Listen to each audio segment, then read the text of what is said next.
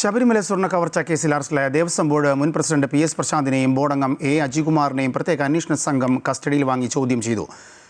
SP S ശശിധരന്റെ നേതൃത്വത്തിലായിരുന്നു ചോദ്യം ചെയ്യൽ. അറസ്റ്റ് രാഷ്ട്രീയ പ്രേരിതമാണെന്ന് PS പ്രശാന്ത് ആവർത്തിച്ചു.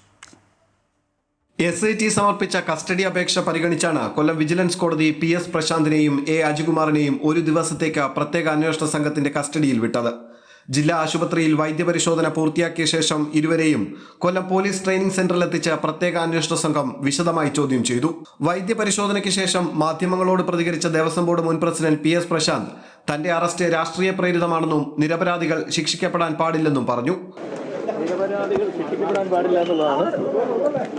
2019 ശബരിമല സ്വർണ്ണ കവർച്ച മറച്ചുവെക്കാൻ 2025 ദേവസ്വം ബോർഡ് പ്രസിഡന്റായിരുന്ന PS പ്രശാന്ത് ഉൾപ്പെടെയുള്ളവർ ശ്രമിച്ചെന്നാണ് പ്രത്യേക അന്വേഷണ സംഘത്തിന്റെ കണ്ടെത്തൽ.